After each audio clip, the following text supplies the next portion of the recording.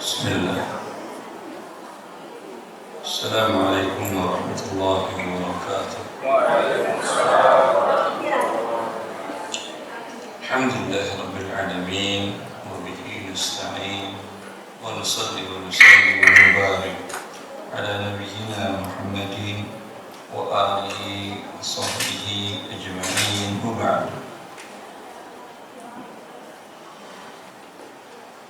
Kita masuk pembahasan bab 1 pendahuluan. Betul? Baik. Pendahuluan dari buku Harta Haram Amal Kontemporer. Saya menjelaskan di buku itu tentang apa makna dari judul buku Harta Haram Muamalat Kontemporer. Berarti apa maksud harta, apa definisi haram, muamalat, apa itu kontemporer. Harta, dan ini begini para ulama kita menulis buku mereka dari zaman dahulu. Ketika bab tohara, mereka menjelaskan tohara itu secara etimologi, kemudian secara terminologi. Jadi agar maknanya tidak gampang, apa pintu bisa ditutup.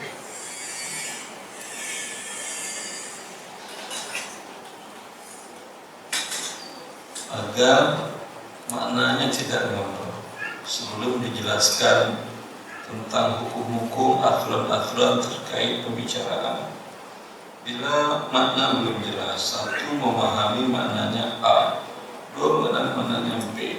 Itu kalau mereka ngomong nggak nyambung. Ya, maka harus ada terlebih dahulu disepakati dahulu makna itu dinamakan para ulama dengan ta'rif bahasa Arabnya atau definisi. Dan ada suatu ilmu untuk membuat definisi itu. Ilmu ini dikenal dalam bahasa Arab dengan ilmu mantiq. Atau dalam bahasa Indonesia ilmu logika kali ya. Ilmu logika. Yang itu turunan dari ilmu logikanya Aristoteles dan lain-lain. Plato sebelumnya. Apa nanti pintunya tidak mati, biar suara dari luar tidak mengganggu, dan seterusnya. Ini diambil oleh para ulama Islam karena ada maknanya. Jadi berbeda dengan filsafat yang mereka maksudkan. Filsafat yang mereka maksudkan yang dilarang oleh para ulama kita, ya, itu adalah suatu ilmu logika untuk pendekatan atau untuk mengenal ketuhanan. Itu ini hal yang terbalik. Mengenal Allah, mengenal hak, mengenal aturan Allah, mengenal utusan Allah, tidak bisa dari logika. Karena di luar kemampuan logika. Logika hanya alat untuk memahaminya, tapi menetapkan tidak bisa. Ya, itu bedanya. Kenapa ilmu filsafat itu dikecam habis-habisan oleh para ulama kita, sedangkan para ulama kita menggunakan ilmu mantiq, ilmu logika tadi untuk pendekatan memahami suatu hal. Ya. Jadi jangan antum pikirkan itu sifat haram, tapi kok ilmu mantiq ada dan dipakai oleh para ulama dari masa ke masa. Jadi dua hal yang berbeda. Sama dengan pisau. Pisau kalau digunakan berbuat jahat, pisaunya haram. Tapi Anda gunakan untuk yang berguna, tidak ada masalah.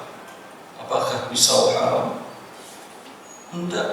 Rumah setiap orang ada pisau. Kalau pisau haram, haramlah setiap rumah melakukan. Dia haram ketika digunakan untuk kejahatan. Saya kira bisa dipahami. Maka Anda ketika kita baca fikih, baca apa, kalau kita para ulama sebelumnya ada wa ma'nahu lughatan wa istilahan.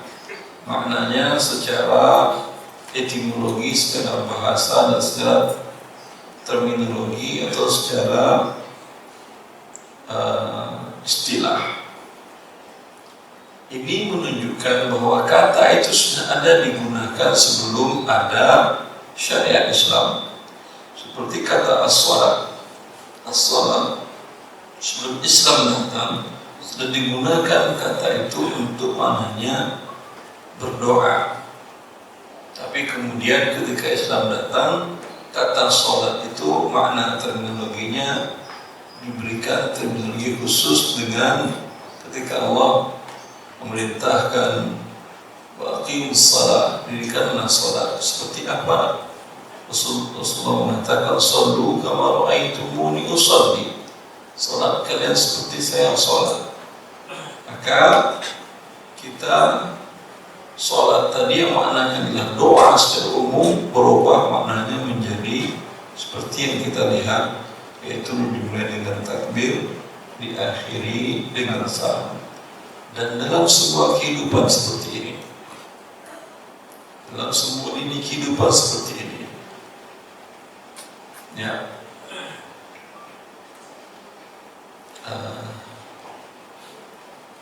kata banyak kata seperti umpamanya kata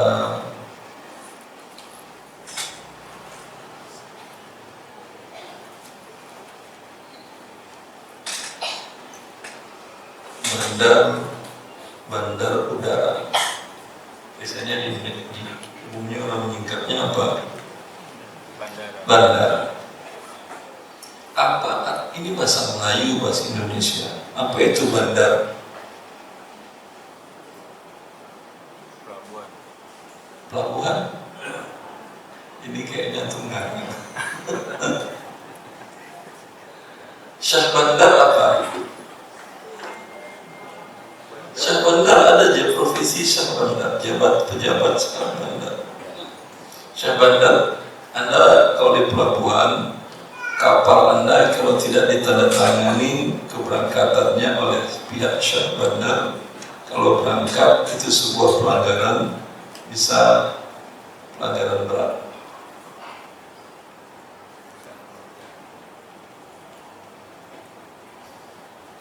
Udara jelas udara kan ya. Apa itu udara? Udara. Bumi, tanah, udara. Yang di atas permukaan bumi, ya, udara namanya. Syah bandar, bandar apa? Coba lihat di KBB. Bandar itu tempat orang berkumpul. Ya. Kalau bandar narkoba, tempat orang kumpul ngambil narkoba. Syah itu bahasa Turki yang berarti Tuhan, Tuhan sama. Maka ada dalam tauhid Syahin, Syah. Syahin sama Tuhan juga. Ya.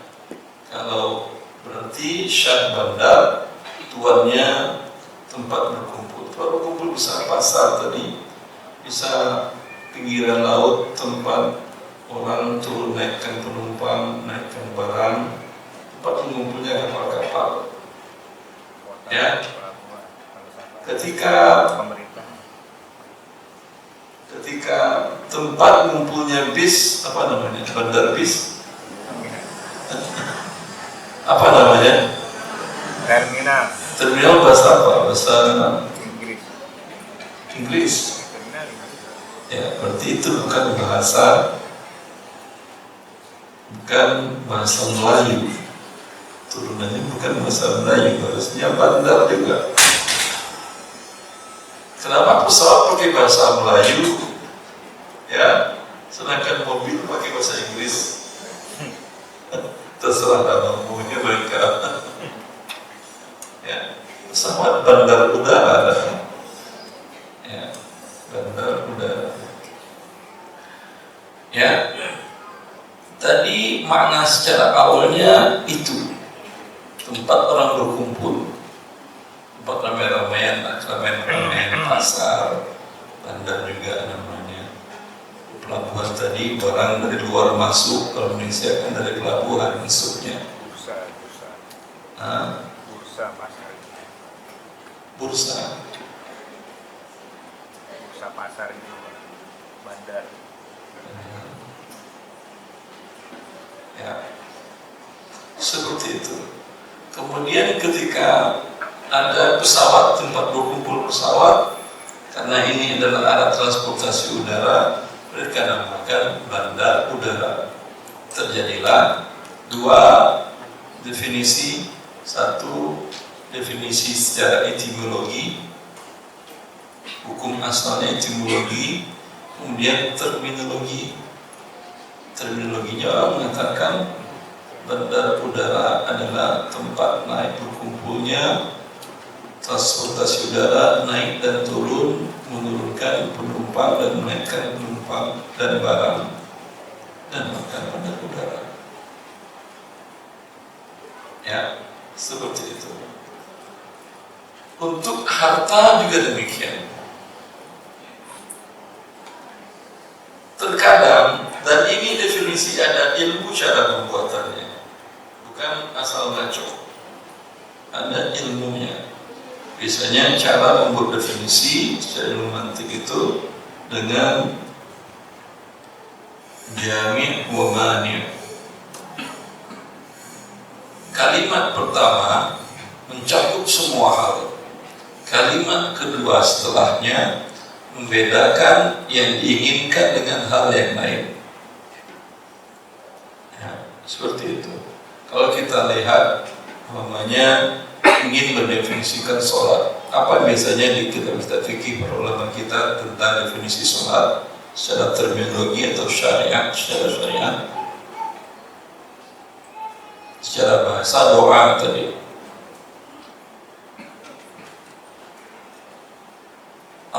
Aqwalun wa af'alun muftatahatun bit-takbiri wa muftatamatun.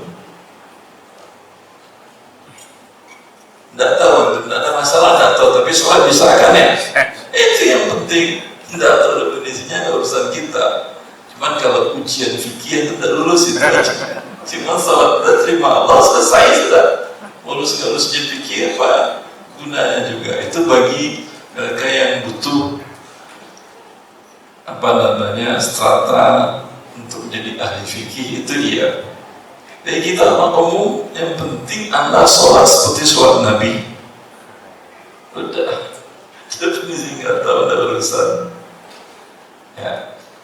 Jadi kalau belajar secara sistematika para ulama kita rinci, subhanallah.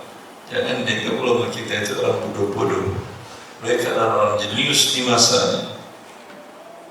Sulit mencari tandingannya di masa-masa belakangan setelahnya. Ya. Sistematikanya jelas. Pertama mereka buatkan definisi, habis itu dalil. Setelah itu baru hukum-hukum, aturan-aturan yang berkenaan tentang pembahasan tadi. Kalau pembahasannya sholat, hukum-hukum, aturan-aturan seputar itu. Mulai dengan rukun, ada syarat, ada sunnah. Sunnah pun ada berbagai pintu untuk mendapatkan. Pintu untuk mendapatkan ikhwan. Ini konsekuensinya kalau saya ada pintu. Jadi tukang pintu saya di doorman. Saya ada doorman. Baik. Sampai di mana tadi? Definisi dari sholat tadi. Kemudian baru dalilnya, kemudian aturan-aturannya. Aturannya tadi ada rukun, ada syarat, ada sunnah. Mungkin kalau Anda pelajari sulit, iya sulit. Tapi kalau melakukan kewajiban Allah enggak sulit. Itu mereka sengaja mempersulit hidup, bukan kerja mempersulit hidup. Karena nanti ada aturan-aturan yang bila Anda ketinggalan, Anda bisa justifikasi ini sah atau tidak sholatnya. Umpamanya Anda kelamaan sujud di rakaat pertama, kelamaan banyak doa, banyak masalah yang mau dimintakan ke Allah, kelamaan. Tahu-tahu dipikir sudah duduk di antara dua sujud. Ini rakaat pertama ya. Tahu-tahu karena kelamaan ini dianggap sujud kedua, langsung dia berdiri. Lalu keingat, perasaan belum duduk di antara sujud dan belum satu lagi apa ketinggalan? Sujud kedua setelah di antara dua sujud. Cukup dengan sujud sahwi ini. Apa yang Anda lakukan? Coba. Dan ini sholat fardu. Jadi imam lagi. Makanya Rasulullah SAW ya'umukum a'lamukum bil Quran. Jadi ya'umukum aqra'ukum a'lamukum bil Quran bis sunnah semua aqra'ukum. Kemudian hendaklah yang menjadi imam orang yang paling qari di antara kalian baca aswabnya benar, dan qari di masa itu adalah yang paling alim. Kalau Anda tidak tahu ini apa yang Anda lakukan, coba. Anda sholat sendirian atau jadi imam di rumah, apa yang Anda lakukan? Silakan, Bapak Ibu silakan.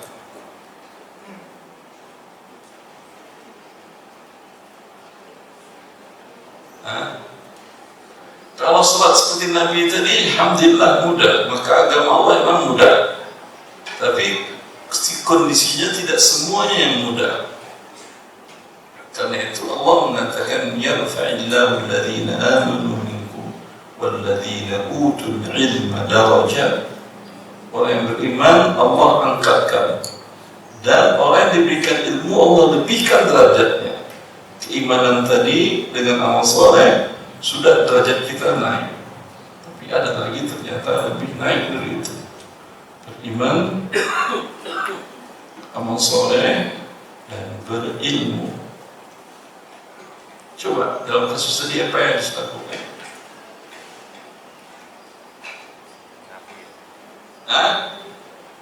Turun, sujud lagi, pusing yang belakang.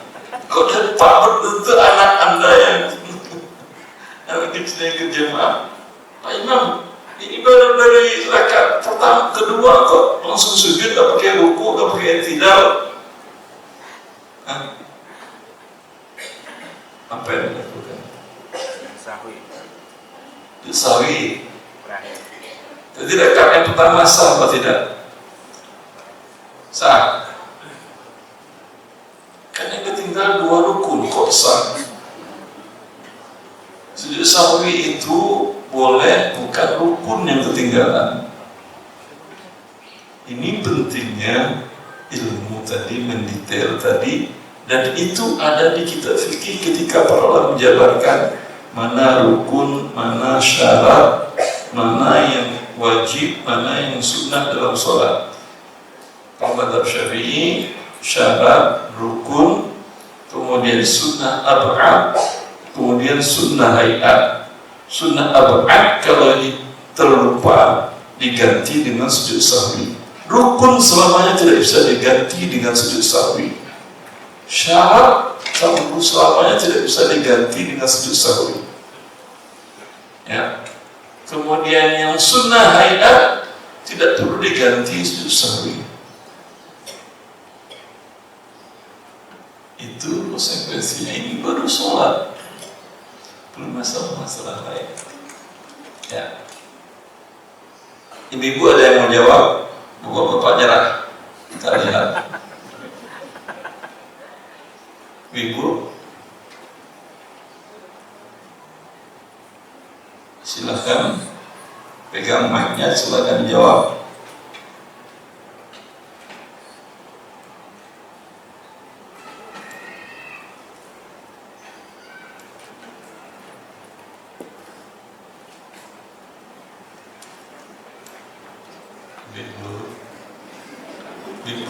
saya. Kalau marah-marah. Ada yang bisa jawab?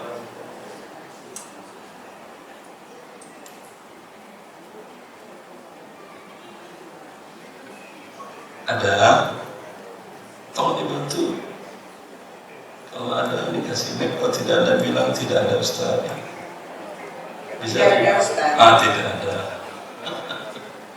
Ya, ini saya sampaikan para fuqaha kita, para ulama kita, kenapa mereka tidak mencukupkan dengan hadis-hadis ahkam saja? Karena hal seperti ini dalam hadis tidak ada rinciannya. Rinciannya dengan para ulama mengklasifikasikan, membuatnya menjadi sistematis. Mana yang tidak bisa sama sekali ditinggalkan. Ya, tadi dalam hal tadi rakaat pertama dianggap tidak ada. Ya, apakah Anda bisa kembali lagi? Tadi kan lupa apa tadi? Duduk di antara dua sujud dan sujud. Dua rukun ketinggalan kan ya? Boleh Anda turun lagi? Tidak boleh, karena Anda sudah masuk sekarang ke rukun selanjutnya, rakaat kedua. Kalau Anda ingat sebelum sempurna berdiri, tadi sujud kelamaan, kemudian langsung mau berdiri, masih antara berdiri dan sujud, dan lebih dekat ke sujud. Subhanallah, lebih dekat ke sujud. Ingat, boleh langsung sujud, duduk antara dua sujud lagi berdiri. Ya, sempurna rakaat pertama. Kalau Anda berdirinya sudah hampir sempurna, berarti ini duduk, ini berdiri. Kemudian proses ke sini berarti berapa derajat itu? 90 derajat. Kalau di atas 90 derajat posisi Anda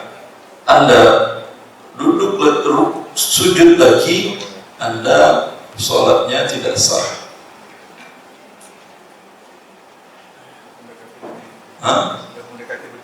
Ya, karena sudah mendekati berdiri. Jelas?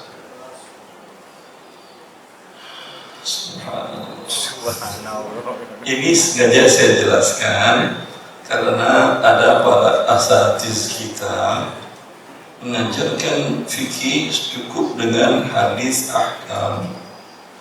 Bulughul Maram saja cukup. Kemudian apalagi yang Ibnu Daqiq Umdatul Ahkam fi Ahadits Ahkam cukup. Dijawab tidak cukup. Tidak cukup. Coba tadi dalam kasus tadi ada dalam hadis. Itu penjelasan para ulama. Itu yang fikih.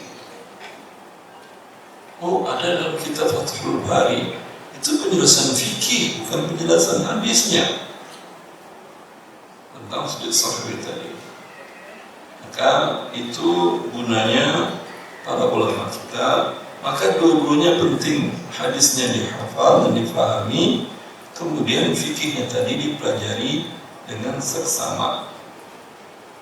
Ya, tadi berarti dianggap tidak ada, nanti berarti sholat Anda 5 ruku, tapi sujudnya sama. Yang pertama batal. Kemudian perlu sujud sahwi apa tidak?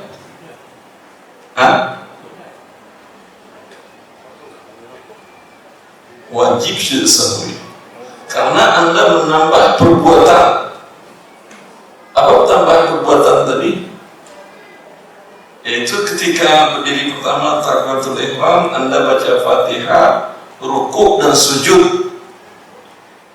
Itu kan kalau matematikanya, kalau dia 4 rakaat, 4/2/3 kan ya? Sah ibadah 4/2/3.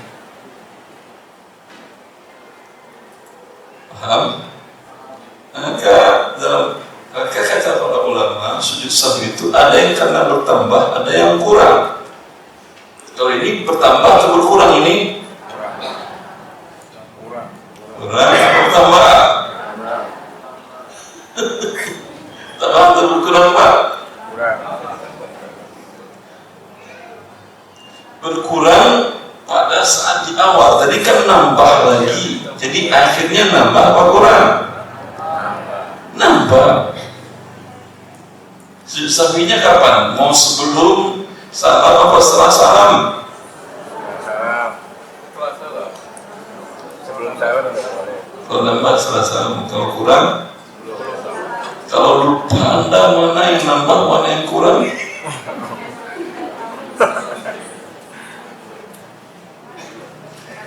Nah, itu yang saya sering sampaikan.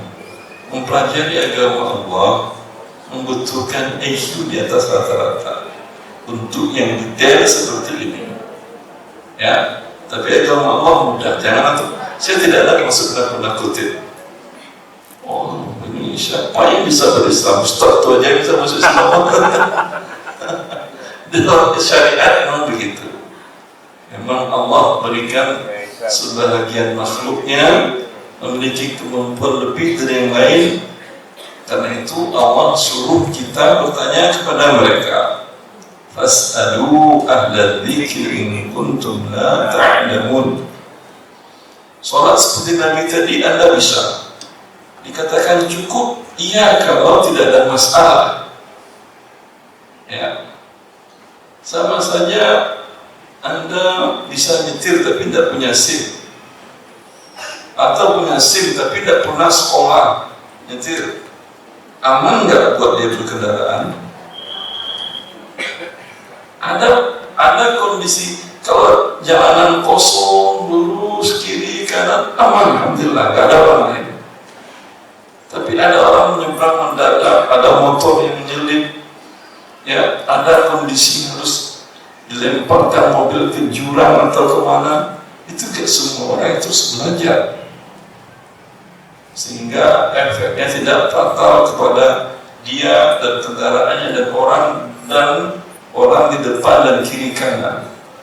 Itu harus belajar, nggak bisa main lihat orang langsung bisa jadi, nggak bisa. Ya, apalagi agama Allah, wahyu yang Allah turunkan kan dengan hanya didapatkan dari ilmu logika saja. Subhanallah. Harta Anda paham berarti nggak perlu saya definisikan kan ya? Harta paham? Ini harta? Hah? Harta? Ini harta? Harta? Ibu kelihatan kalau saya bilang ini jadi kelihatan ibu. Ah, sudah. Kenapa nggak dijawab? Udah takut duluan ya gara-gara tadi. Kena mental. Aduh, banyak salah tuh. Subhanallah. Sesuatu yang bernilai, ini ada nilainya? Ada. Cuma nilainya kecil. Ya. Tapi di suatu saat ini mungkin nilainya besar. Ketika orang dalam kondisi dia ada mau pilek dia dan tisunya habis dan dia minta tisu, kata Anda tidak ada, minta bayar berapa? 500 rupiah. Mau bayar nggak dia? Ya enggak apa, saya tidak pernah masa Anda ya, kalau bayar 500 rupiah bayar, kalau nggak jangan ambil. Redo, boleh, berarti bernilai. Tapi secara satuan dan kondisi normal nilainya sangat kecil. Ya, dan biasanya orang tidak meminta imbalan untuk 1 dan 2 lembar tisu. Tapi kalau yang 1000 lembar itu bernilai banget, 100 lembar itu bernilai mahal. 10 aja ada yang paling kecil berapa 10? Biasanya dulu saku itu, tisu saku berapa isinya? 10. Iya. 10 aja bernilai. Ya, itu yang dinamakan dengan harta. Bisa berbentuk barang, bisa berbentuk sesuatu yang tidak dipegang, tidak bisa didapat. Orang memiliki keahlian, itu harta atau tidak? Harta. Boleh dapat imbalan, buktinya Anda bayar uang imbalan keahliannya tadi. Ya. Harta haram. Haram apa maksudnya?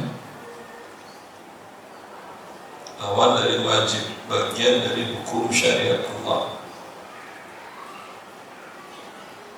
Bagian dari hukum syariat Allah yang kalau dilakukan mendapatkan dosa siksa dari Allah, kalau ditinggalkan mendapatkan pahala pujian dari Allah. Itu haram.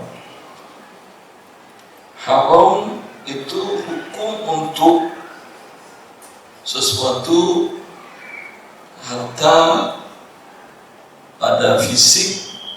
Bisakah dikatakan rupiah haram, tisu haram?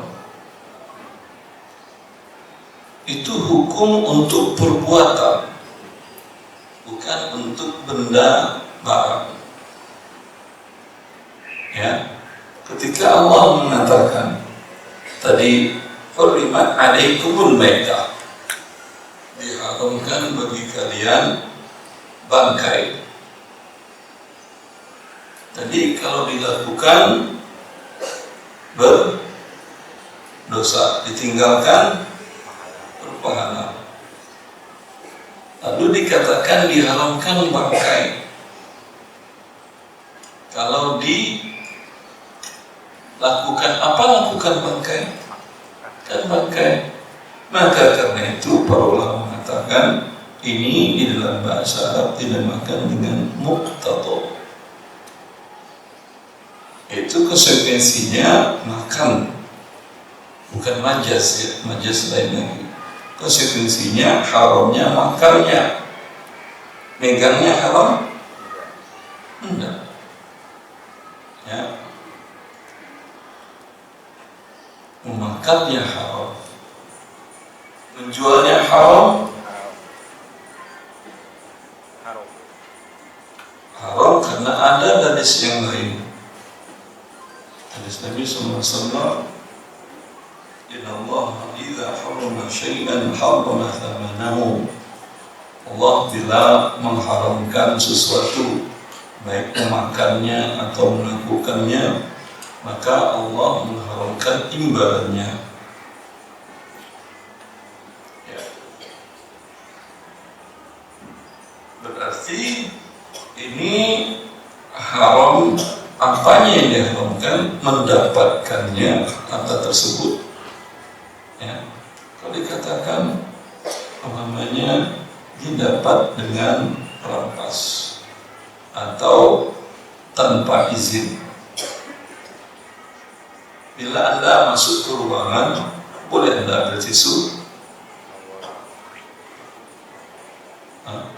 Anda dibolehkan masuk ruangan.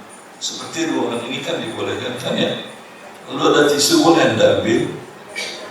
Izin dulu, minta izin. Izin ke siapa?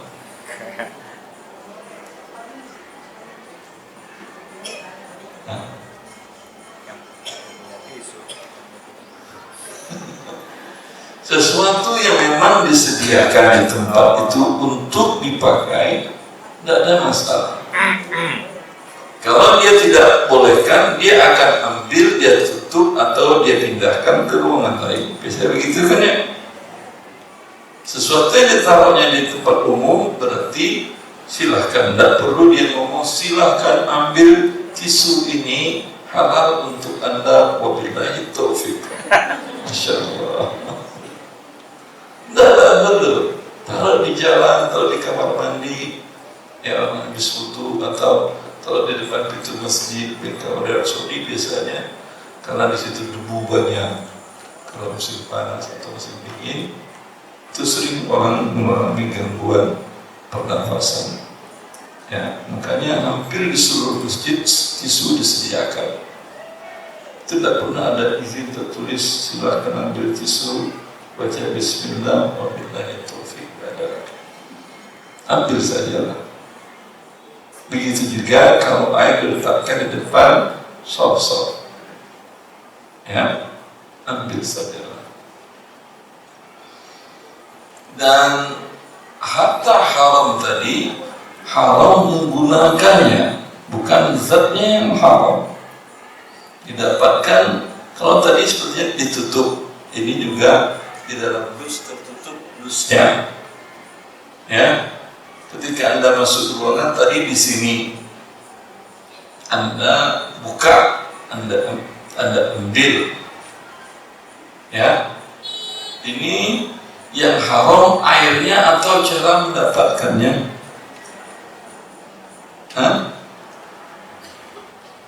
Apa? Cara mendapatkannya. Jelas? Dan seterusnya, ketika uang didapatkan dengan cara yang diharamkan Allah, yang haram bukan uangnya, cara mendapatkannya. Karena tadi halal haram itu berhubungan dengan perbuatan. Ketika Allah mengatakan hurimat alaikum ummahatukum wa banatukum, diharamkan kepada kalian ibu-ibu dan anak-anak perempuan kalian. Kok ibu kita haram, kita anak perempuan kita kok haram? Haram apa masih? Anda berarti yang disembunyikan suatu kata. Apa berarti yang haramnya? Memukulnya kah? Atau menjualnya? Menikahinya,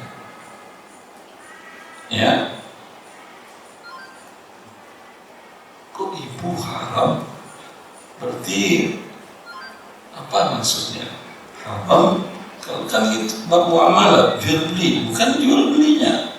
Haram menikahinya. Anak perempuan kita juga haram kita nikahi. Perbuatan kan berarti, paham? Baik. Itu hukum haram. Harta haram itu haram mendapatkannya. Kemudian muamalah kontemporer. Muamalah apa itu muamalah? Nama bank Ustaz? Ya, itu. Ya, dia menjadi istilah untuk orang yang bekerja di bank muamalah. Tapi kita sekarang tidak sedang berbicara tentang sebutkan nama-nama bank. Anda jawab muamalah aja boleh. Tapi sekarang apa itu muamalah? Transaksi. Kalau teman transaksi bisa satu orang saja, antara dua orang yang memenuhi syarat untuk bertransaksi. Tujuannya apa?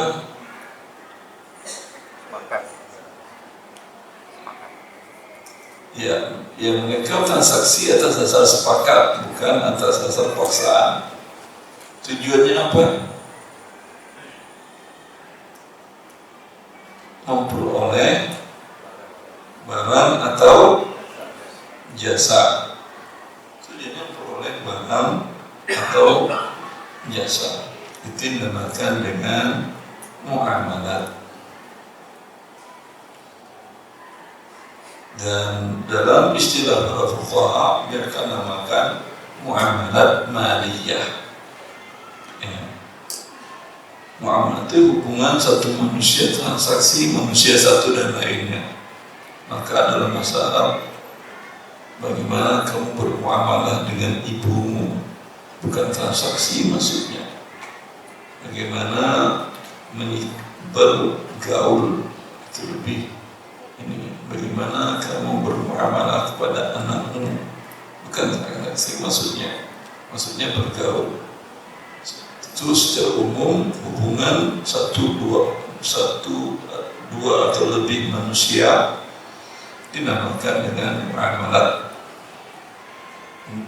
Berarti nikah kan juga dua orang apa sendiri? Dua. Itu juga bagian muamalat. Ya. Memberi nafkah istri bagian dari muamalat. Tapi ada muamalat yang berkenaan objeknya barang dan uang tadi, sehingga harus ditambah maliyah. Tapi di Indonesia biasanya tidak ada menggunakan maliyah dalam muamalat.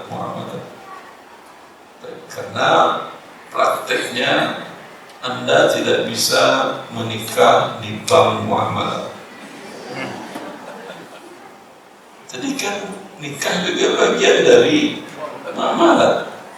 Anda ketuk bawa rombongan keluarga Anda, calon istri Anda bawa rombongannya juga. Ngapain kata rekening nggak mau nikah, kan muamalat.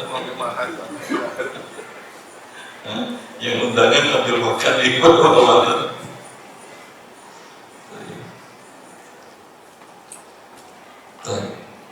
Harta haram muamalat kontemporer artinya kekinian yang tidak dibahas oleh para ulama dahulu. Sejak kapan batasan dahulunya? Tidak dari kitab-kitab fikih klasik. Apa kitab fikih klasik yang diketahui orang yang dekat masanya dengan sekarang? Kalau itu Imam Syafi'i kan jauh banget. Itu abad kedua, beliau wafat 250 Hijriah. Sekarang 1400, berarti 1200 tahun yang lalu. Dan kasus muamalat itu pasti berkembang.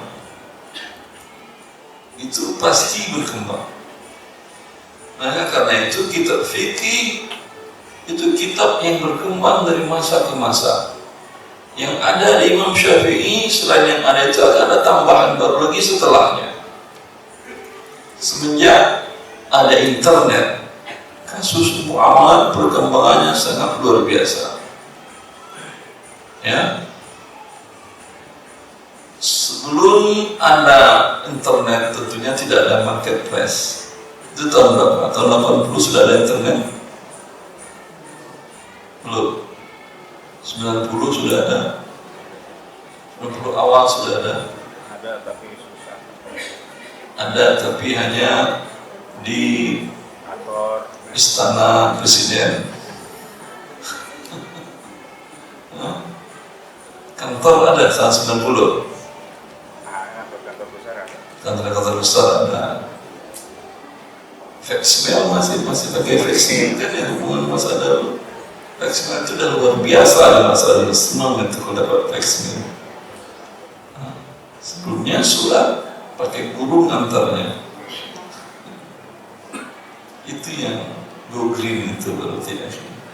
Nggak boleh pakai handphone, butuh surat pakai burung, masya Allah. Go green. Telex, pakai telex. Pakai faxmail, pakai telex. Ya. Berarti tidak akan ditemukan pembahasan ulama baik di Timur Tengah, di Timur Barat, Timur Selatan, Timur Utara, pembahasan tentang transaksi online di tahun 80, fikih di tahun 80. Bapak yang senior di tahun 80-an pernah baca buku fikih apa? Bahasa Indonesia boleh, bahasa Arab boleh, bahasa Inggris boleh.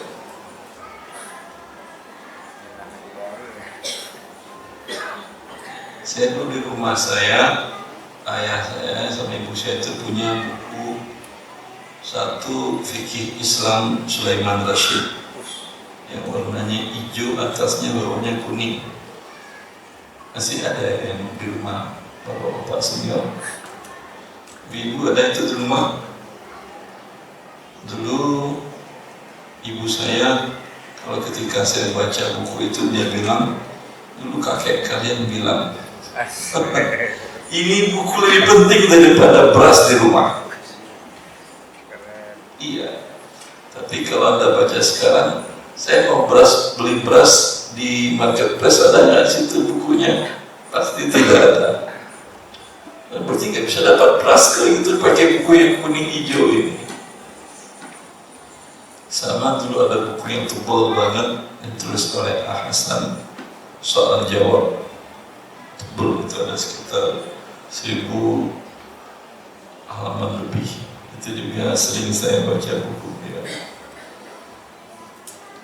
Ya, tidak bakal coba kalau ada buku itu, masih ada buku di rumah. Beli sekarang ada yang jual tak? Anda cari pay letter apa hukumnya, kartu kredit apa hukumnya, kemudian apa lagi, beli emas online apa hukumnya. Tidak ada, itu ada dapatkan di situ.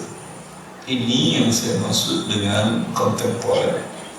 Tadi kalau ibu saya mengatakan lebih penting dari beras, berarti ketika buku fikih ini membahas pembahasan kontemporer, harusnya bagi Anda juga lebih penting dari beras. Ya. Maka ada beberapa review atau ulasan dari komen dari beberapa yang membeli dan membaca buku ini buku penting yang wajib dimiliki setiap rumah kaum muslimin. Pertama, pembahasannya tidak ada di buku dahulu. Ini bukunya ini, Harta Haram Amalan Kontemporer. Tapi saya tidak tahu yang bentuk begini masih ada jual apa tidak, karena di penerbit sudah habis. Sekarang lagi cetak cetakan ke-26, berubah bentuk ya. Ada beberapa kasus tambahan, kemudian kertasnya kertas yang warna koran itu lebih ringan dan covernya lebih lembut, lebih gampang dibawa-bawa. Belum selesai cetak. Ada yang baca, ada yang tulis seperti itu karena hampir berkaitan dengan seluruh transaksi keseharian kita dalam mencari harta.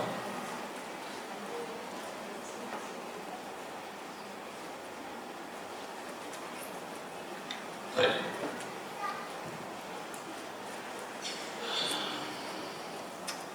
Urgensi memahami harta haram. Coba, kira-kira apa pentingnya kita belajar mengetahui harta haram ini? Coba silakan jawab. Siapa tahu saya bisa tambahkan buku saya dari masukan Bapak Ibu sekalian. Apa pentingnya belajar yang haram? Kenapa nggak belajar yang halal aja?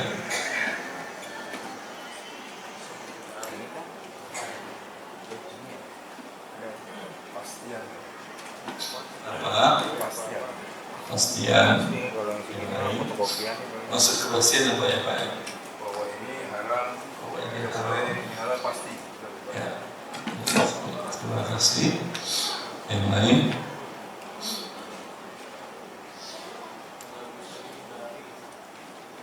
Kepastian itu betul karena itu adalah ilmu. Setiap ilmu adalah kepastian. Kalau ragu apakah haram atau halal, itu tidak ilmu namanya. Itu namanya syubhat.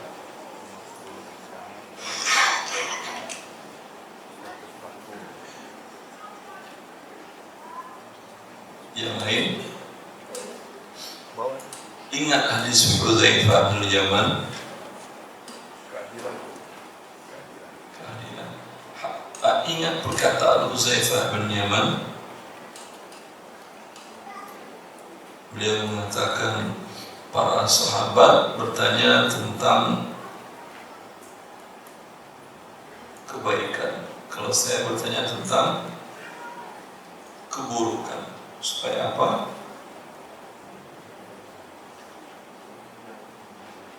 Khawatir terjatuh ke dalamnya. Kebaikan kurang, memang kurang ke pahala kita, tapi tidak ada dosa.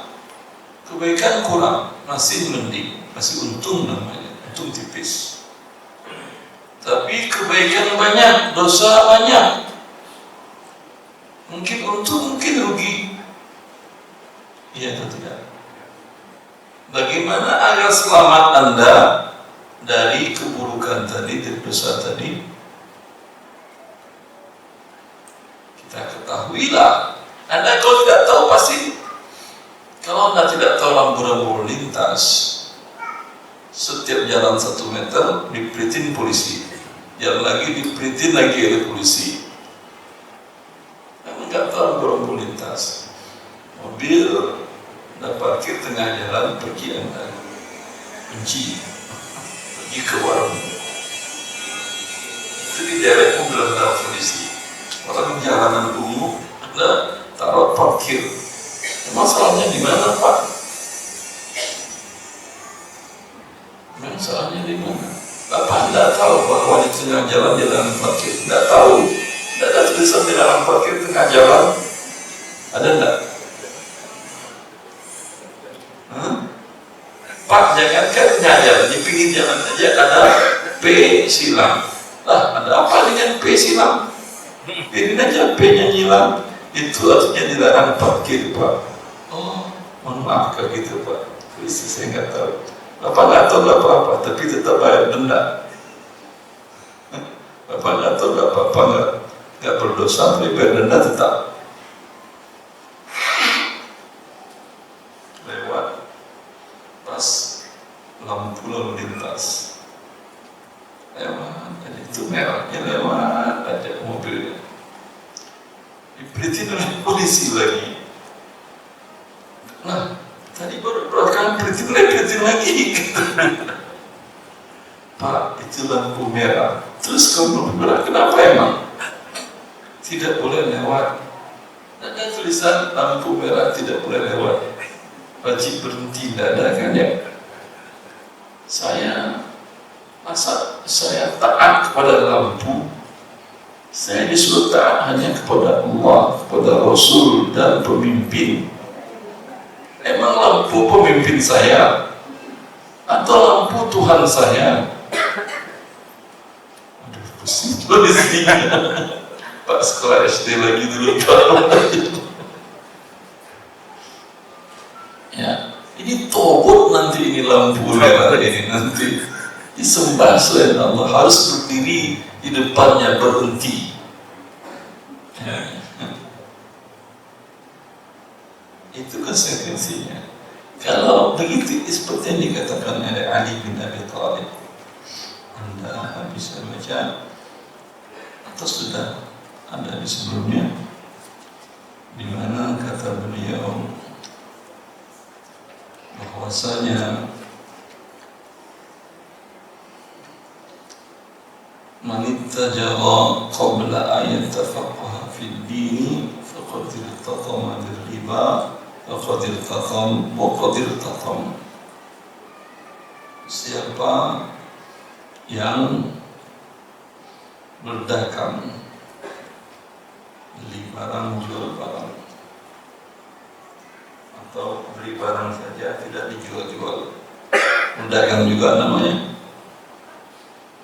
Ya. Siapa yang dia berdagang dan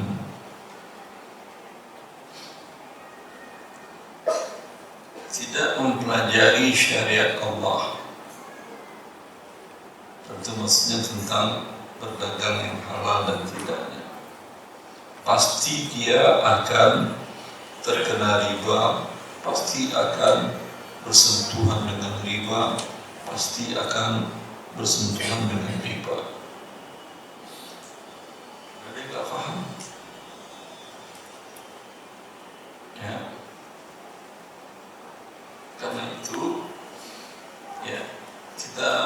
penting mempelajari syariat Allah, terutama yang haram tadi, bukan untuk kita lakukan agar kita tidak jatuh padanya. Lalu bagaimana yang kita lakukan? Selagi tidak ada haramnya nanti dalam transaksi yang kita lakukan atau yang kita buat, silahkan. Ya, sama tadi dengan perkataan Hudzaifah bin Yaman. Orang-orang bertanya kebaikan kepada Rasulullah, kalau aku bertanya keburukan, agar makhafata an aqafi, agar aku tidak jatuh dalam melakukan keburukan tadi.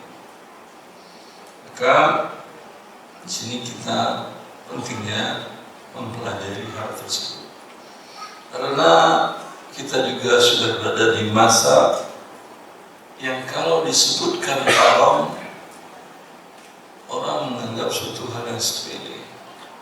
Itu masa itu sudah disampaikan oleh Nabi 1400 tahun yang lalu. Diriwayatkan oleh Bukhari, la ya'tiyanna 'ala an-nasi zaman la yubali al-mar'u bima akhadha al-ma' amin halalin am min haram. Orang enggak peduli lagi. Suatu masa akan datang di mana orang-orang tidak peduli lagi dari mana dia mengambil harta, apakah dengan cara yang halal atau dengan cara yang haram. Ya. Menganggap remeh urusan ini, padahal ini konsekuensinya berat.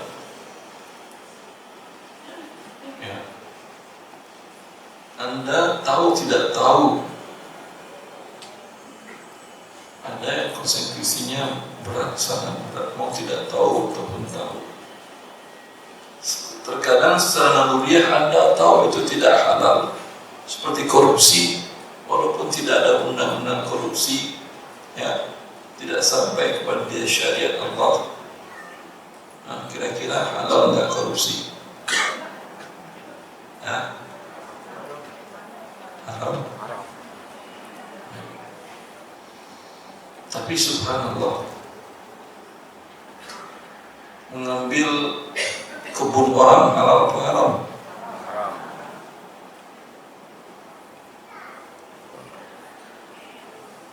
Mengambil buah di kebun orang halal haram? Pernah Anda ke daerah terpencil NTT atau mana, Anda buka kebun singkong di situ, kebun ubi. Itu di sana orang main ngambil halal apa haram?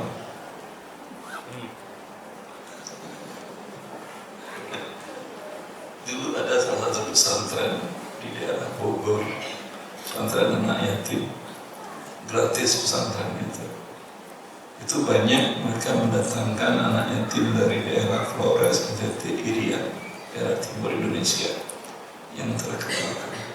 Di sana makan orang ubi singkong. Di sekitar pesantren itu, pesantren kasih nasi, mereka makan nasi juga. Tapi kalau mereka ketemu pohon ubi penuh singkong, itu langsung aja mereka gali, mereka makan, gali, mereka makan. Orang-orang mau marahin, paling kalau kelihatan dimarahin, memukulin nggak mungkin anak pesantren. Akhirnya masyarakat sekitar mendatangi pesantren minta ganti rugi. Pernah saya bertemu dengan mudir atau kepala pesantren itu, dia mengatakan nggak kurang 5 juta kita ganti singkong dan ubi masyarakat. Jadi bagi mereka halal apa tidak? Ya ini orang luar biasa ya. Itu orang luar biasa, jangan diikutin. Bagi mereka di daerah mereka, ubi dan singkong itu adanya di hutan, jadi bebas. Ya, ketika orang nanam dianggapnya hutan. Kenapa nggak ditulis tidak boleh ambil, ini terlarang, dilarang. Ya. Walhasil itu yang terjadi. Tapi umumnya manusia tahu hak orang lain. Hewan aja kan tahu. Ya. Tapi tetap akan berdampak kepada orang-orang tersebut, kerusakan dunia dan akhirat, pribadi dan masyarakatnya. Coba kita terapkan yang tadi boleh mengambil singkong dan ubi, karena itu dianggap makanan pokok. Kira-kira masih ada ramuan singkong dan ubi? Hah? Mungkin, tapi akan dipakarnya dengan aliran listrik tegangan 2000 volt. Ketika dipegang dikit langsung jadi hangus. Itu kan bukan jadi tempat kebun jadinya, itu jadi tempat pembunuhan manusia. Ya. Setelah fitrah manusia tahu dia hak orang. Ya. Ada transaksi-transaksi yang orang tidak tahu itu haram. Ya, yang fraud, korupsi, itu secara naluri manusia tahu itu haram. Tapi kenapa mereka melakukan? Nalurinya tahu. Karena dorongan syahwatnya lebih besar daripada penghalangannya untuk melakukan itu. Ya. Buktinya itu terjadi ketika penghalang itu bisa jadi sanksi manusia, bisa jadi sanksi dari syariat. Ada yang orang memang tidak tahu. Fraud, korupsi di negara kafir yang tidak bertuhan boleh. Coba sebutkan negara tidak bertuhan, atau bertuhan tapi semaunya agamanya, tidak agama lain. Di Soviet boleh nggak fraud?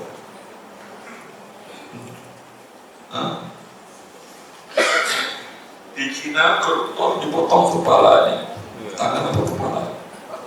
Kepala, tembak kali ya, ditembak, dihukum mati. Padahal mereka tidak tahu syariat Allah atau tidak menggunakan syariat Allah. Jelas. Tapi riba banyak orang yang tidak tahu. Judi banyak orang yang tidak tahu itu terlarang bagi manusia. Terlarang bagi manusia bukan hanya muslim saja.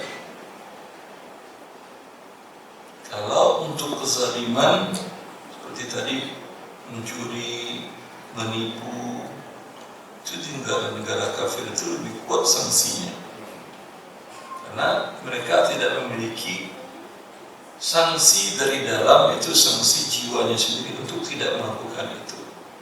Kita yang muslim yang mengerti haram mengambil hak manusia punya penghalang untuk itu, yaitu din kita.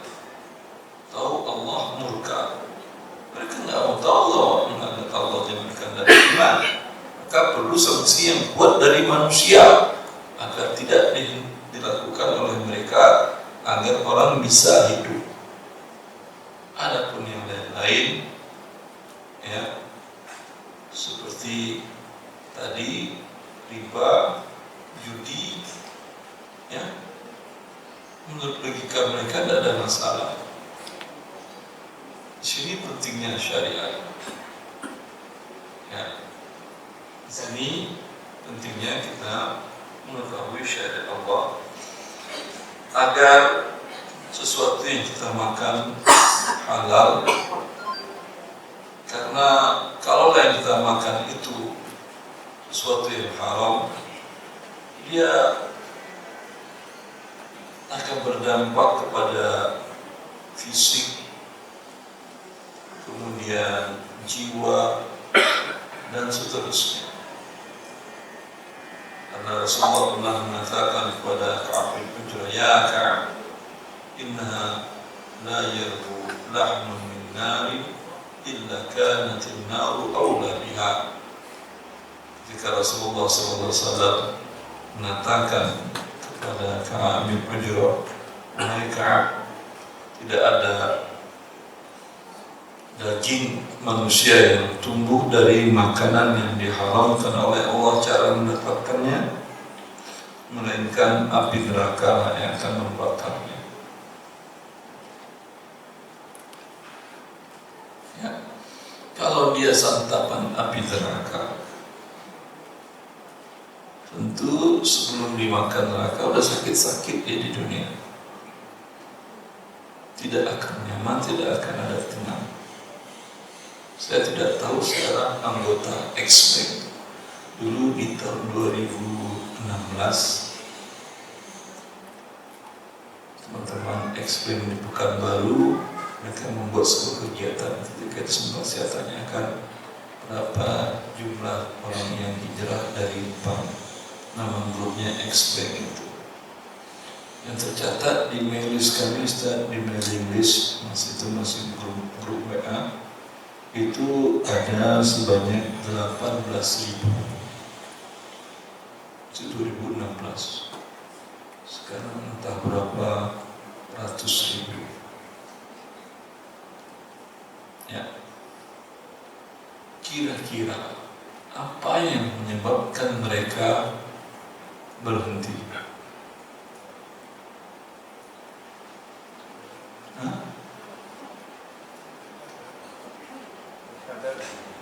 Sadar,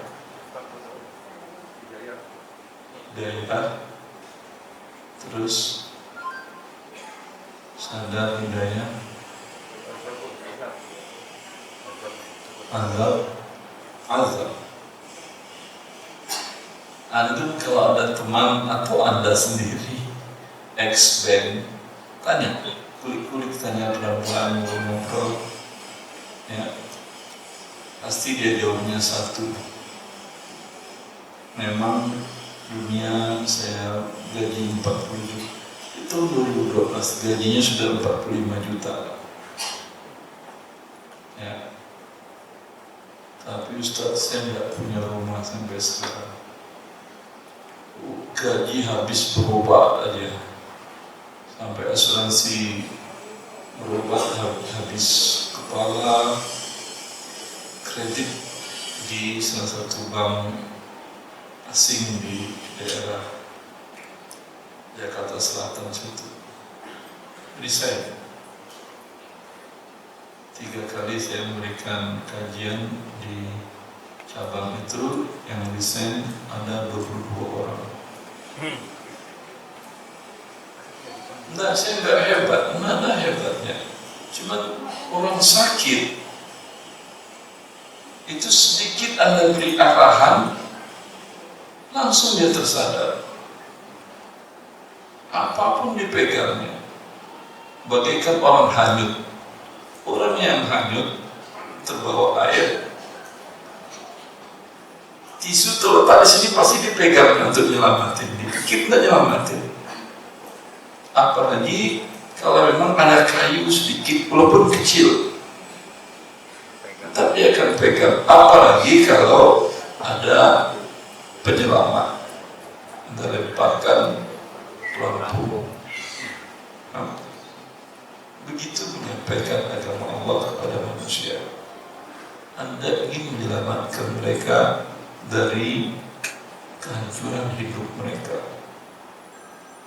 Walau Anda lihat dia punya mobil mewah, rumah mahal, gaji besar, tanyakanlah kepada dia, pernah senyum kamu dengan anak dan istrimu?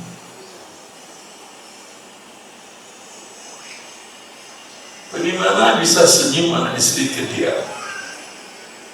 Karena gaji yang dia dapat adalah api neraka yang disuapkan kepada anak istrinya. Masuk akal? Bisa senyum? Ya. Dan itu mereka tidak tahu kenapa ya hubungan saya dengan istri saya setiap hari perang terus, sama anak juga nggak bisa diatur, perang terus. Dia sudah sampai pada titik Nadir ingin bunuh diri dan gak nyaman hidup. Lalu dapat secercah terang, kecil lampu penyelamatan tadi. Pasti mereka akan lari. Itu rahasia angka besar itu. Allah menginginkan hamba-hambanya kembali kepadanya merasakan kebahagiaan. Hampir. Dan ketika mereka resign, itu kan kebayang, gaji 45 besok resign mau makan apa? Ya, tapi karena sudah tidak tahan hidup harus ada yang dikorbankan. Ketika dia resign, teman yang ini kerja serabutan, jualan frozen food di kajian-kajian, dan ada malu. Dulu jualan kredit dengan angka miliaran, sekarang jualan frozen food. Ya, ketika saya tanyakan, saya mengatakan minta maaf saya untuk jadi repot hidupnya. Tidak ada saat saya senang. Dulu rumah itu bak neraka, ya memang neraka sudah. Sekarang istri saya dengan saya hubungan baik, sama anak-anak alhamdulillah tenang. Ya. Maka itu yang Rasulullah SAW mengatakan kepada Ka'ab, bahwa harta yang dapat dengan cara yang haram itu hanyalah neraka yang akan membakar. Di akhirat pasti, di dunia sudah ditunjukkan ketidakbahagiaannya itu. Maka Anda, Bapak dan Ibu, akhwat semuanya, jangan sungkan Anda untuk memberikan sedikit nasihat kepada teman, kerabat, keluarga besar, tetangga yang mereka transaksi riba, melakukan perjudian online, melakukan pinjol. Pasti dia senang dengan nasihat Anda. Ya. Oh, terkadang kita nasihatin dia jadi ustaz, jadi malakin. Kenapa? Yaudah pinjamin saya, kalau nggak boleh pinjam.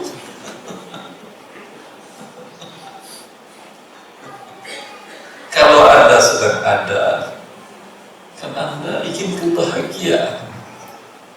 Kata Nabi SAW, siapa yang memberikan pinjaman itu mendapatkan pahala sama dengan setengah bersedekah.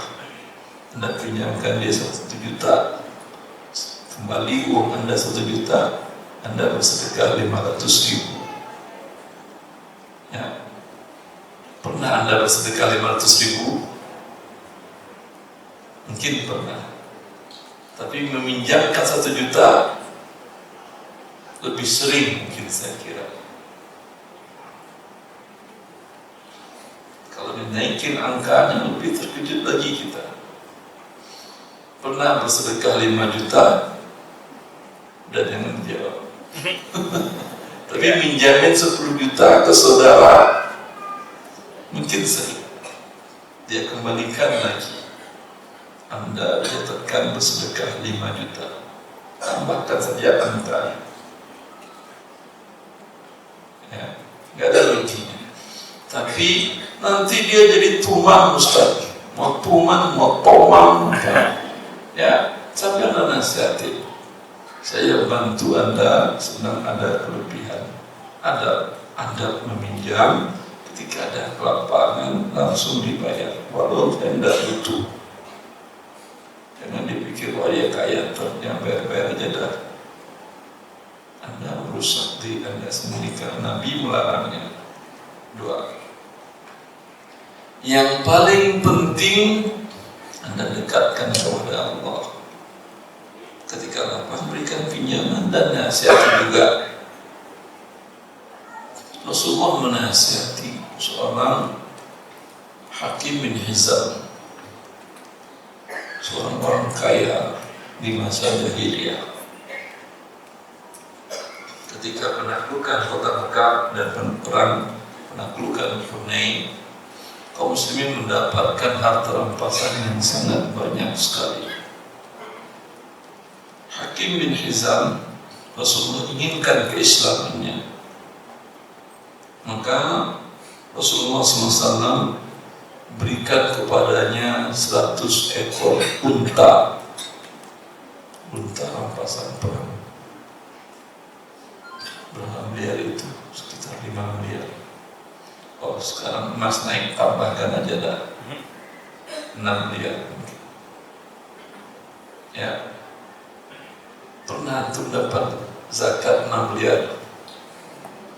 Di Indonesia dapat zakat 6 miliar. Ya, lalu Rasul menanyakan, "Aradi, sudah senang engkau wahai Hakim?"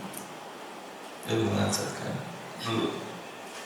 Ditambah oleh Rasulullah, "Sini 100 ekor lagi, ambil 200. Aradi, belum." Ya Rasulullah. Panggil lagi sampai 3 kali. Aradi, raditu ya Rasulullah. Ya. Setelah Rasulullah berikan, baru Rasulullah nasihatin.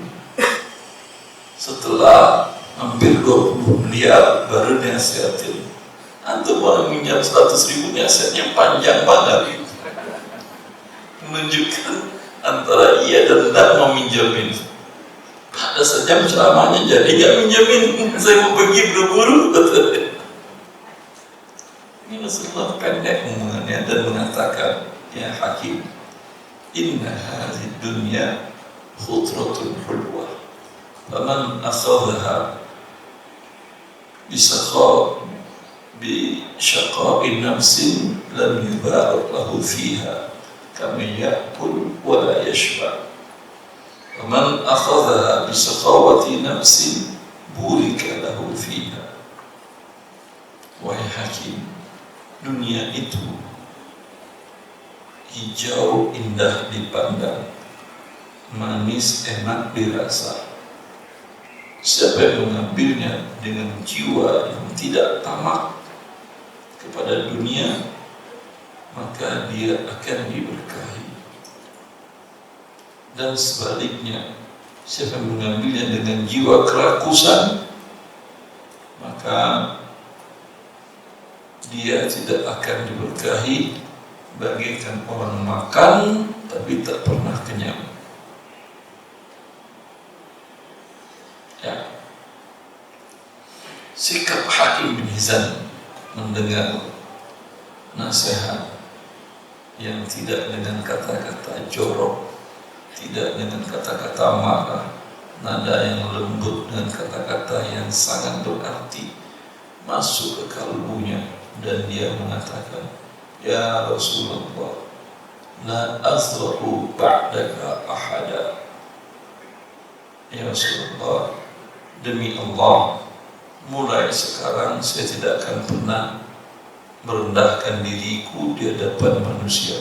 Dia orang kaya, tapi orang kaya tetap mau uang, tetap. Ya. Semenjak itu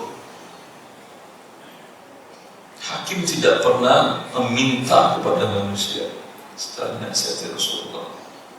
Sampai pemukul cemeti kudanya jatuh, gak pernah dia minta tolong orang ngambil. Itu sendiri dia pada orang kaya raya. Kemudian di masa Khalifah Abu Bakar, harta kaum muslimin Baitul Mal banyak, semua sahabat dapat biaya hidup bulanan. Apa namanya itu? Honor dari Baitul Mal. Ya, Hakim tidak mau menerima selama sampai Abu Bakar wafat 2,5 tahun. Kata dia, "Saya sudah berjanji di hadapan Nabi tidak akan merendahkan dirimu." Di masa Umar bin Khattab, selama 16 tahun pemerintahan Umar, Setiap bulan Umar memberikan dan dia tidak pernah mau menerima. Umar mengatakan, ya Allah, aku sudah memberikan hak pada semuanya termasuk hakim, tapi dia menolak. Ya Allah, jangan tuliskan aku di dalam orang-orang yang zalim, tidak berbuat adil. Ya, itu efek ceramah singkat Nabi tadi. Sampai beliau wafat tak pernah meminta kepada manusia. Nah, tadi kalau orang tadi minta bantu, ya bantu kalau ada kelapangan, pinjam, kasih, nasihatin. Minta kepada Allah, Mas, saya tak bantu. Kepada Allah pelit berarti kamu. Saya ini hanya wasilah, saya pinjamkan bisa, tapi minta kepada Allah di waktu-waktu yang mustajab. Sebagaimana Allah berikan rezeki kepada orang soleh yang kaya, Allah juga beri rezeki kepada kamu yang susah. Ya. Selesai kita bab pendahuluannya, Masya Allah. Nanti kita lanjutkan kepada bab 2. Harta hasil kezaliman, harta haram hasil kezaliman. Pak, silakan ada pertanyaan. Masih ada 2 menit.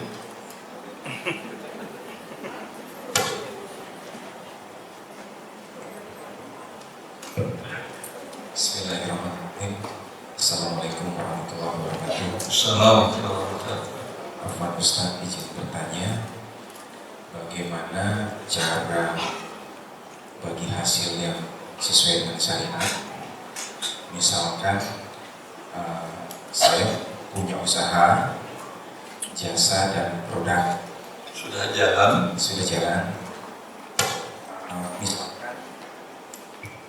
Misalnya kebetulan ada saudara kandung yang ingin menanamkan modal misalnya ke saya. Saya kan sebagai pekerja dan membuat produk tersebut, bagaimana cara bagi hasil sesuai syariat? Apakah presentasinya yang pemilik modal yang lebih besar, atau kita sebagai pelaksana sebuah usaha tersebut yang lebih besar, atau harus sama? Seperti maaf karena ketidakpahaman saya. Ya, karena kalau secara umum hukum ekonomi kan bagi hasil itu dibagi dari hasil yang setelah dipotong oleh beban-beban biaya dan lain-lain seperti itu, Ustaz. Terima kasih, Ustaz. Ini saudara Anda ini invest per project atau seluruh usaha? Project, Ustaz, per project. Misalkan ada project besar, karena kami sudah tidak mau pendanaan dari bank dan lain-lain, jadi dari kalau per project, Anda untuk project itu ada modal juga atau nol modal karena terpakai untuk yang lain, atau ada modal berapa persen? Ada yang dengan modal, ada yang pure nol. Misalkan kalau pure nol, ya, itu setelah closing project dari awal disepakati berapa untuk Anda yang punya perusahaan dan mengelolanya, berapa untuk dia kalau laba di akhir project ada. Setelah modal dikeluarkan, operasional dikeluarkan, laba bersih namanya, itu dibagi. Ya, itu tergantung kesepakatan dalam syariat, tidak ada ketentuan. Cuman uruf biasanya kalau modalnya besar, itu risiko dia besar. Ya, proyeknya 10 miliar. Kalau gagal kan uangnya hilang 10 miliar. Ya, sedangkan Anda yang dapat proyek, perusahaan Anda nggak tutup. Hanya proyeknya umpama sebulan, hanya sebulan Anda nggak dapat gaji, itu saja. Gaji karyawan Anda dan perusahaan paling 100 juta. Dia ruginya 1 miliar. Maka kalau seperti ini biasanya untuk investor besar, karena kerugian dia tanggung 100%. Mungkin dia bisa minta 85 laba bersihnya, disesuaikan. Ya. Kalau proyeknya nilainya kecil, tentu yang capek bekerja adalah mendapat proyek. Anda minta gede 70, dia 30%, tidak ada masalah. Terkadang untuk narik orang itu ya butuh penawaran yang bagus. Ada dengan teman-teman di LPS seperti crowdfunding, pembiayaan dalam bentuk platform digital, itu ada beberapa proyek yang tidak sampai sejam listing sudah dibeli oleh para investor. Biasanya yang begini itu dia ngasih laba per tahun itu di atas 20%, cepat laris itu, dan proyeknya tidak panjang, 2 bulan, ya, 2 bulan dan 20%, berarti realnya paling 7%, seperti itu. Ya, kalau Anda kasih dia umpamanya karena uangnya cuma proyeknya nilai 100 juta, Anda kasih dia 40%, mungkin bagi dia gak menarik. Saya rugi 100 juta untuk cuma dapat 40 juta. Ya, Anda tambahkan dikit lah, nego pun boleh. 45 mas, ya udah setuju. Kalau masalahnya kita itu kebiasaan orang kita, mungkin dia nggak ngomong di depan Anda, tapi ngomel-ngomel ke istrinya di rumah. Itu kan capek Anda investor dengan saudara itu. Maka lebih baik Anda terus terang, Mas, ini risikonya gimana? Mas setuju atau perlu tambah? Seperti itu. Cukup. Saya jawab dari kertas. Ibu mau dari kertas dari ibu ini tadi. Setelah lewat 4 menit Bapak ya Ibu ya.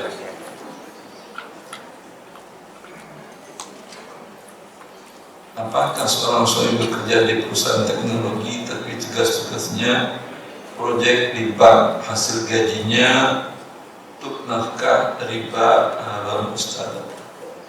Sampaikan ke suami, cari proyek yang tidak ada mengerjakan bank. Ya.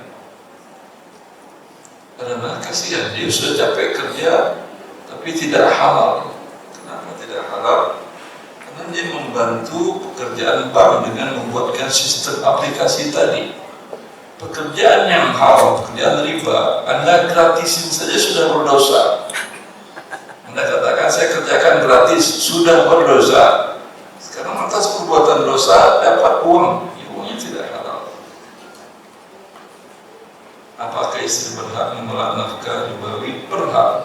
Bilang kata dia, saya kasih nafkah bukan dari proyek yang itu. Kan istri nggak mau makan api neraka. Suami juga tidak mau sebetulnya. Ingatkanlah dia. Bagaimana solusi untuk istri yang sudah berusaha memberitahu? Bersabar, minta terus kepada Allah, ya, agar suami Anda diberikan kemudahan oleh Allah. Nuh sudah berapa lama dinasihatin suami? Sudah sampai 10 tahun, 20 tahun. Nuh mengajak umatnya 950 tahun, nggak berasa jenuh. Kalau baru 10 tahun ngajak suami tobat, masih ada sisa 940 tahun. Nanti kalau sudah sampai 10 tahun suami tobat, baru doakan, ya Allah hancurkanlah suamiku. 900 tahun saya nasihatin, sudah kalau dan riba.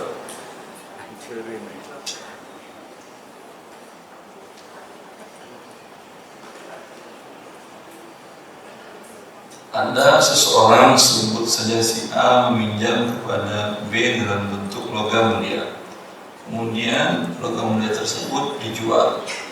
dengan harga pasaran pada saat itu, dan A berjanji untuk menggantinya dengan LM juga. Kata Allah, ketika si A ingin mengembalikannya, harga LM jauh sekali dari harga sebelumnya. Maka sebenarnya apa dilakukan Ustaz? Karena khawatir ada riba di situ. Tidak ada riba. Anda pinjam emas kilo, sekarang per kilo mana ribanya? Oh, dulu sekilo cuma 1 miliar, sekarang sekilo 1,6 miliar. Itu salah rupiah, bukan salah emas. Yang pinjam bebas tidak salah juga. Ya.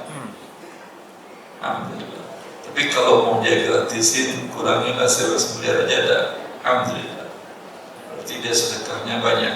Sudah tadi sedekah sekali 50%, sudah sedekah dari 500 juta, tambah pengurangan 500 juta, sedekahnya dia 1,1 miliar. Walau dapat 1 miliar. Alhamdulillah. Enak kan hidup bagi Islam itu. Bagaimana hukum mengkonsumsi obat yang mengandung sedikit alkohol? Alkohol menurut sebagian para ulama najis, sebagian ulama lain tidak. Kalau dia najis itu tidak bisa Anda pakai kecuali darurat. Dikatakan oleh dokter tidak ada obat yang lain yang berefek seperti yang ada ini. Silakan digunakan.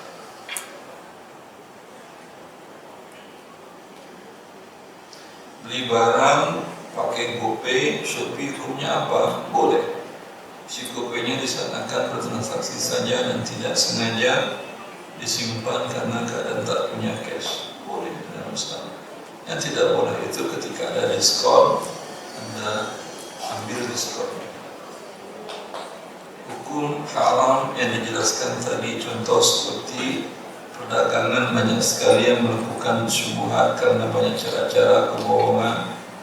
Yang penting barangnya laku, mohon pencerahannya Ustaz. Insyaallah ada bab khusus tentang ghish dalam perdagangan, menipu dalam perdagangan untuk melariskan barang dagangannya. Bagaimana hukum membeli parfum bukan isi ulang, tapi sudah ada merek sendiri, hanya variannya menggunakan nama asli parfum tersebut? Apakah tetap dihukumi membeli barang? Kalau nama parfum, kalau varian menjadikan merek, salah dia. Ya, nasi dijadikannya nama rumah makan nasi. Ya, apakah ketika Anda bikin rumah makan nasi juga terlarang? Tidak, karena nasi tidak bisa dijadikan merek dagang. Kalau buktinya Anda daftarkan di Haki, pasti akan ditolak. Kok Anda ngakui nasi hanya milik Anda sendiri? Ada seorang ibu yang harus terpaksa rutin membiayai anak laki-lakinya untuk membeli narkoba. Selalu pengeluarannya kisaran sekitar 10 juta. Apakah sikap ibu tersebut bisa dimaklumi karena takut terhadap anaknya yang narkoba tersebut? Ini ibu ikut membunuh anaknya. Daripada 10 juta terlalu mahal cara membunuh anaknya, cari aja cara yang lain. Kasih aja baikon, murah kan? Tapi ibu yang baik tentu diobatin anaknya, dibawalah ke tempat rehabilitasi. Ya. Kalau dia pengedar, tinggal laporin polisi. Semoga dengan dipenjara dia bertobat kepada Allah. Kalau yang tadi diobatin, biaya pengobatan mungkin tidak sampai 10 juta per hari. Tidak terlalu mahal kan biaya rehabilitasi tadi. Lebih baik daripada untuk narkoba. Allah musta'an. Dan yang paling penting, minta kepada Allah agar anak kita dan anak-anak kita dan keturunan kita diselamatkan oleh Allah dari neraka ini.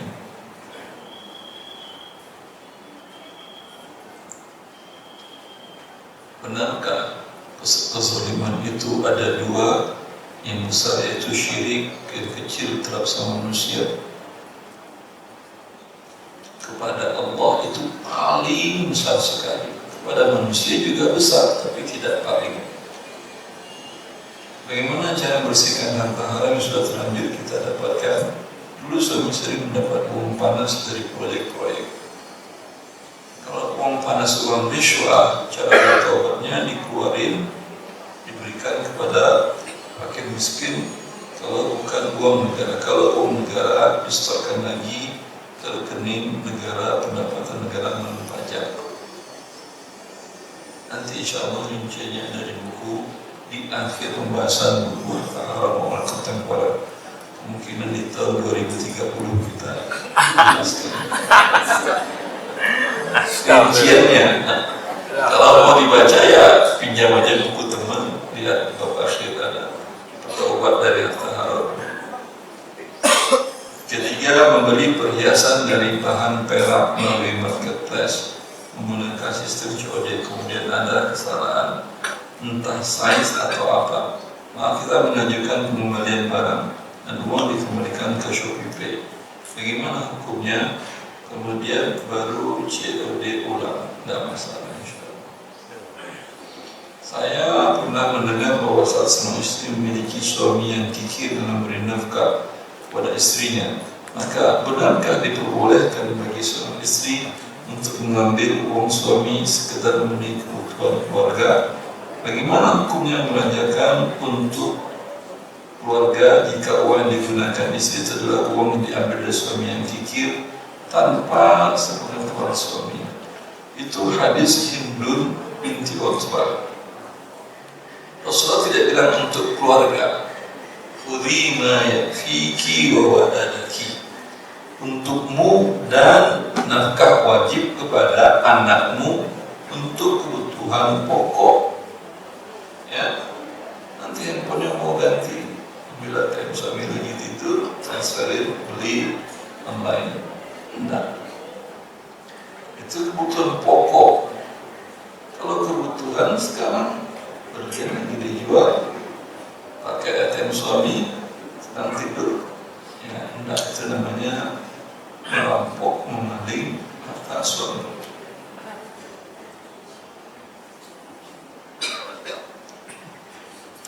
Ini warisan sepertinya. Pertanyaan, jika ruko lalu laku dijual, apakah hak keuntungan apotik yang belum dibagikan sampai dengan terakhir dapat diambil dari hak kakak kedua dari hasil jualan ruko tanpa pertanyaan kakak kedua, tanpa persetujuan kakak kedua?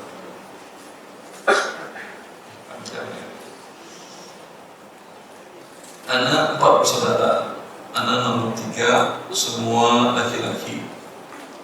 Ibu sudah meninggal, bapak meninggal. Bapak mempunyai warisan 1 ruko dan usaha apotik. Sejak tahun 2012 usaha apotik dikelola oleh kakak nomor 2 dengan modal awal 100% dari bapak. Di akta pendirian usaha komposisi modal sepertiga bapak, 2/3 kakak kedua. Dalam perjalanan waktu saat ini kakak kedua tidak meyakini sepertiga modal bapak di apotek adalah warisan, sehingga kami bertiga tidak dapat hasil keuntungan dari usaha apotek yang sudah menempuh pembicaraan secara kekeluargaan. Sejak September 2003 hasil ke apotek itu tidak dibagikan lagi. Warisan 1 ruko sedang dalam proses penjualan. Pertanyaan, jika ruko laku dijual, apakah hak keuntungan apotek yang beliau bagikan sampai dengan akhir dapat diambil dari hak kakak kedua dari hasil penjualan ruko tanpa persetujuan kakak kedua? Boleh, itu hak waris. Mau setuju mau tidak diambil. Afwan Ustaz, di luar tema, teman saya punya modal untuk kerjasama dengan saya untuk menjalankan usaha kos-kosan. Saya punya beberapa kamar yang rencananya akan dijadikan kos-kosan dengan sedikit renovasi. Teman saya pemodalnya dan saya memiliki tempat tapi tidak mempunyai modal dana. Menurut Ustaz, akan apa yang harus kami gunakan nanti? Apakah murabaha, musyarakah, mudharabah atau syirkah? Ustaz, bagaimana pembagian persentase modal dan bagi hasil? Boleh musyarakah.